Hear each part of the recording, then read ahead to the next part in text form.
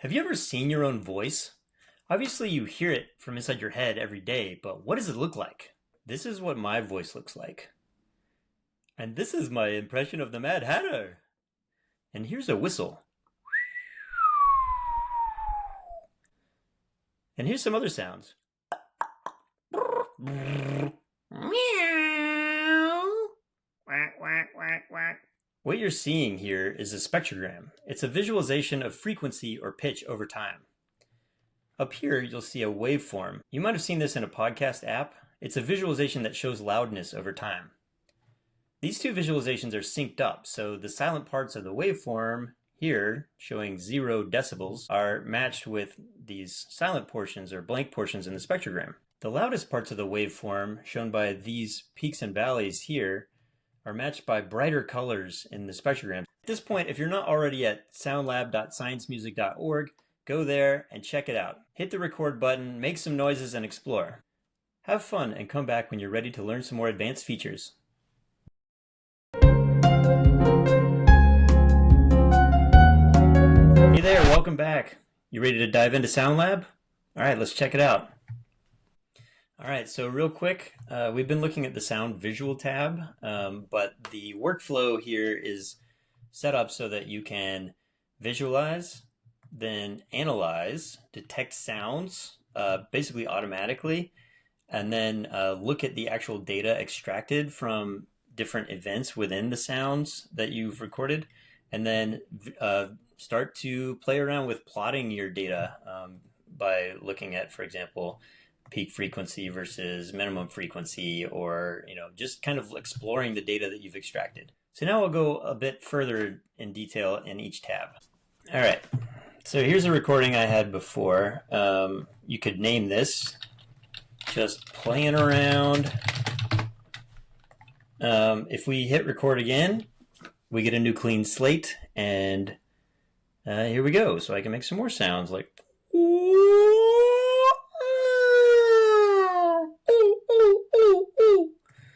so that would be my imitation of a whale. There are other ways to import files. You can also upload. So if you went to, for example, the Wikipedia for humpback whales and downloaded the example OGG file, you'd find a humpback whale 2 there. The upload supports WAV, MP3, and OGG, possibly some other formats. So this is what an actual humpback whale looks like their sound. So this brings up some interesting points. Like, a lot of the sound energy is like way down here at 20 hertz, which is the bottom limit of human hearing. So most humans can hear between 20 and 20,000 hertz. Whales are often making sounds below that, as are like elephants and other large animals that can produce these long vibrations because their vocal cords are much longer because of the size of their body. We are not able to produce those sounds, so we can hear and imitate these higher pitch frequencies, but we can't make sounds this low. So this gets into the physiological constraints of sound production. So there's some pretty interesting science connected to this. Compare this to a bird song. So there are some preloaded examples. So I did my PhD research on barn swallows. So these are actually some recordings from my PhD research and connected to some free lessons for the education studio that I started up by working with scientists. Female singing to be heard is actually based on my research as the first description of female barn swallow song, as well as comparing female and male barn swallows. So check that out if you're interested. That's targeted at grades 6 through 12. You can import the actual files just by hitting that up arrow. Now, these are going to look a little whack at first.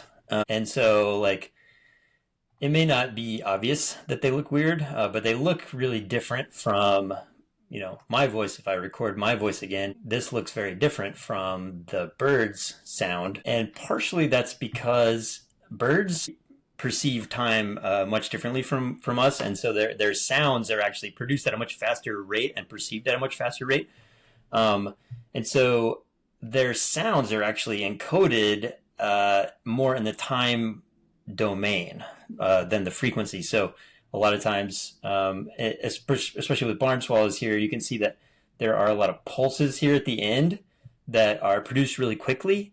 And in the default view, we can't really see that. This looks like a big smear of frequencies in the around 6,000 hertz here. So to get better resolution on the time domain, we need to change what's called the FFT. Doesn't really matter what it stands for, but it's fast Fourier transform. And basically, it's just, there's a trade-off between having temporal and frequency resolution. Again, these details don't matter, but if it looks weird, you might try playing around with the clip FFT size here. So with birds, you want to pick a number with like around like the 512 is a good number, or 1024. You can just play around with it till it looks interesting or it looks different. But as you can see with a 512 choice here, we are getting a much clearer picture of the temporal pattern of these sounds. And so like here in the rattle, which is what this trill at the end, this repeated pulse, it's sort of like a kind of sound. This shows up when you get the 512 here, and if you choose the 256, you'll see that you get even more temporal resolution. So like it's very clear exactly when these sounds happen. So I'm going to play this for you. Let's play the whole sound. So if I hit spacebar or hit the play button here, this is what a barn swallow sounds like. And so you have these little introductory notes that are kind of what you might call a warble. And then they have this rising P note that goes, and then they produce these like pulses at the end. My research showed that these pulses are really important in both mate choice for females and for males sizing each other up. So in the North American subspecies where I was researching, the faster these pulses are produced, the more attractive or intimidating they are, because they're really hard to produce really quickly. But if we go back out to like where we were, the 2048, it's just a smear. You can't even see that. So if having a higher value is good for looking at signals that basically convey information in the frequency domain. So here we have better resolution at like what frequency most of the energy in this sound is produced at.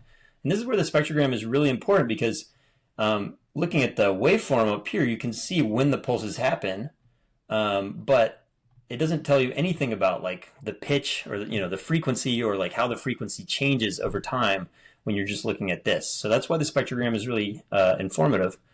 And we can kind of flip between our recordings here, and you can rename them if you want. You can also change this clip gain.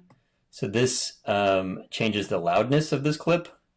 So if you have something that's really quiet, you can boost it by cranking this up.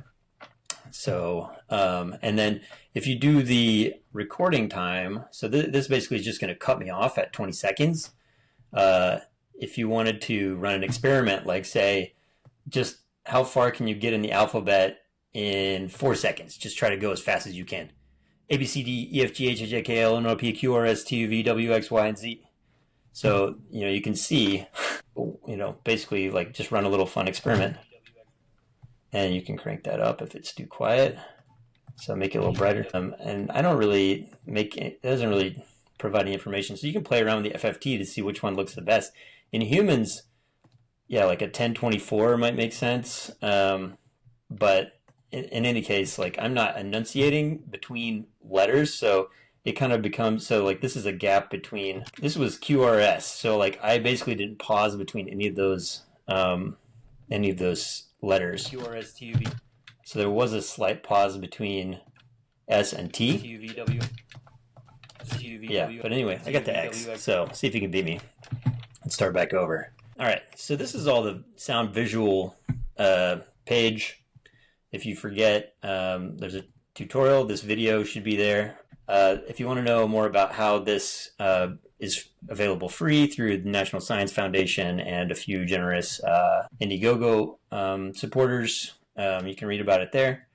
All right, let's move on to the analysis tab. So there are some other applications that are free for looking at visualizations. They tend to require some kind of download or technical expertise. So this first tab is like meant to be as user intuitive as possible.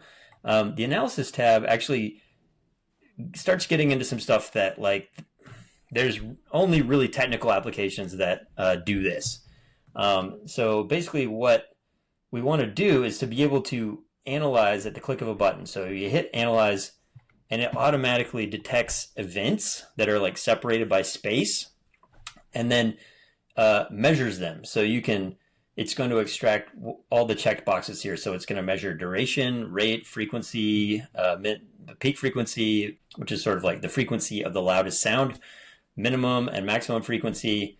And then it'll also calculate rates as well for like how many events per second are produced over the whole recording. And so you can also filter things. So if you enable this and say you had some noise, you could basically remove that from the result, or you could select maybe only want to include this part here for the analysis. So if I hit analyze again, right now I've eliminated things before and after the little scissors here, and above and below. So anything it's going to detect is going to be within this like overlapping rectangle here. So I'll hit analyze again, and so you can see that it's excluded things. You can click the show button here to kind of, it's still clipping, so you can see the scissors are still working here, but it's not so cluttered in the interface. You can also just turn all this off and then run analyze again, and basically these little markings, so you've got one detected segment here. This is an event. In this case, it's ABCDEFG. So it's ABCDEFG, and then I paused before I said H. P, yeah, and I think there's a pause between P and Q here. I think I might have got it wrong before. So that you have P and then QRS and then pause TUVWX, and now that's where I ended, or it cut me off. So we have 4 detected events. So if you were recording dog barks or some kind of bird chirping, it would detect different things. So with the humpback whale, for example, let's see what it detects. It's kind of messy. So depending on how, like, what the recording looks and sounds like, it may perform well or it may not. So like here, this is what you might call a really good signal to noise ratio, because I'm like talking right into the microphone. These were recorded natively, and I was pausing between elements. So I would expect the events that it detects so it's basically just like picking out loud segments that are separated by some period of silence. And so here it detected 22 different elements. And depending on what you're interested in, so for example, this one whistle didn't really detect very well. So it's breaking that up into 4 different elements. So 8, 9, 10, 11. We want that to be one element because it's like one whistle. So how do we do that? So you have detection variables here. So you can select the minimum duration. So by default, it's 50 milliseconds. So 50 thousandths of a second. So here we've got some very small, so like this event here, our smallest event 9 is like very short. It basically, like, if you can increase the minimum duration so that it won't create an event that's that short. So basically, if we bump that up, it should collapse this into one event. So I'll just crank this up until I get, well, so now it's one event, but it's also, we have another problem, which is that parts of the whistle are louder than others. So notice that the event that it's detecting, it's not getting the end here of the whistle, and it's also not, it's missing this part. It's detecting this as silence because of the power threshold. So these are kind of arbitrary numbers, so you can just play around with them and see like what their effect is. But so the power threshold just means you must be at least this loud to be considered part of an event.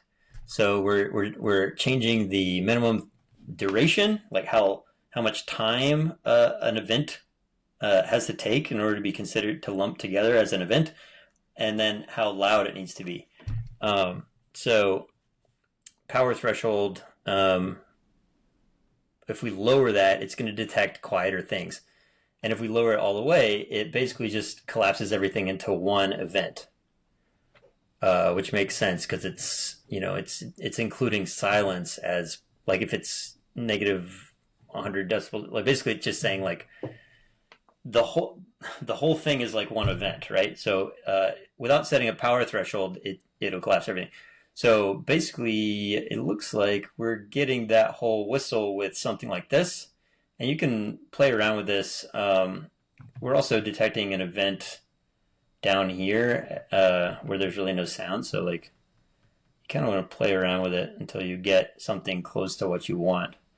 It may not be possible to get it perfect. You may need to play around with segmenting this file into multiple or whatever, but basically you can just automatically detect sound events and extract information from them. So we've just played around. I kind of got into the weeds there a little bit, but this is something that you really can't do with any other, especially free web app. This is totally new. You can do this with like Raven or Avisoft or other paid software, or using like custom Python code or something like that. But here you can just do it by just playing around. And now you can go to your data tab and it automatically extracts all the information from these files. So you can download everything just by clicking this, and it will download sounds, or you can do them one at a time if you prefer, but you can do sounds, your WAV files, whether you recorded them or uploaded them. You can download the original spectrograms, the annotated spectrograms with basically all of these markup of the events, and as well as this table here. So some of these need analysis, so you actually have to click analysis on each one, and the reason for that is because, as you can see, it is a little bit futzy. So like this one was going to need new parameters and kind of fine tuning in order to detect the event. So it's automatic in the sense it will do something, but whether that something is meaningful depends on a human observer. So this is actually pretty good, but you know, for example, this is not really a different event. So what was this even? We get a new clean slate. So that was a new clean slate. So we have like a little bit of a dangling event here that's not real. So you can basically change the threshold, crank it up a little bit more or down to basically include that whole thing. So now I think we're actually capturing. You can look up here. This is not really an event we want to capture, probably. So you could increase the minimum duration to get that little guy off. Anyway, now we've got one event that was like this little phrase that I said, then this word and so forth. So I think this makes sense, and you can always play it and make sure that like the event you're capturing actually makes sense. We get a new clean slate, and here we go. So I can make some more sounds like.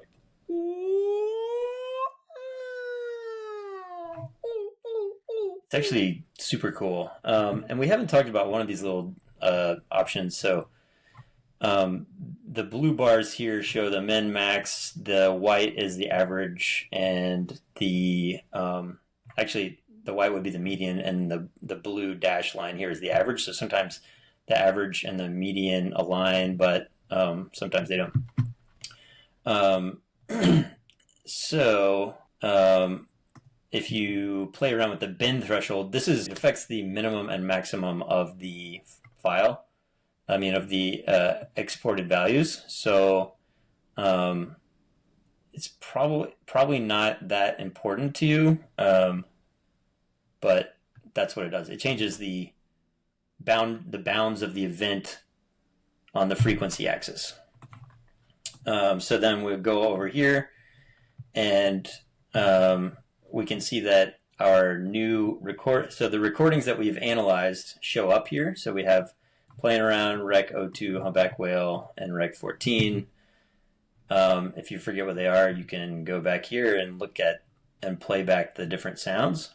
If you don't want them to be included, like let's get rid of some of these barn swallow songs, you can just click that X and it deletes both the file here and the recording information over here. So I'm just going to delete a bunch of these. So we know what we're talking about. And then, so currently this is showing your recording. It has a summary of across all of them. So it's summarizing 75 detected events. It's looking at the average duration across all recordings, the rate and events per second across all recordings, and then it has the breakdown by recording, average peak frequency and average mean frequency.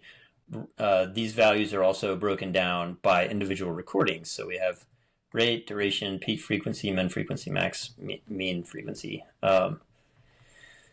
And then the last thing is that you can summarize by event. So it'll actually allow you to download all the information for each detected event. So for example, in our recording playing around, event 1 was 2.04 seconds. The peak frequency was 188 hertz.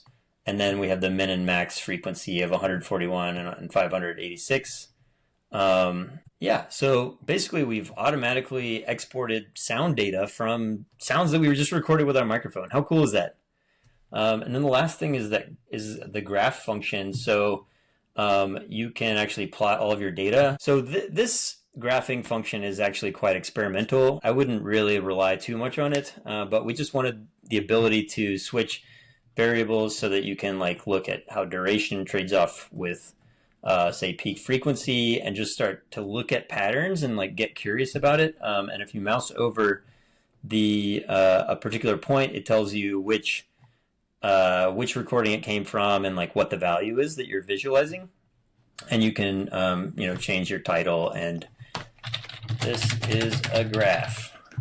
You can then download the file just by hitting that button. So that's all I got. So SoundLab was a passion project for me. I fell in love with sound and sound analysis in grad school, and I found that it's just too hard to incorporate in the classroom because you often can't install apps on computers, or it takes time and expertise, and I just wanted to simplify it and make it free for everybody. So I hope that you find this useful, and I would love to hear if you're using it just for fun or in a classroom. Tell us in the comments. Please like and subscribe to our channel to support what we do, and have fun. I hope this was eye and ear opening for you. Take care.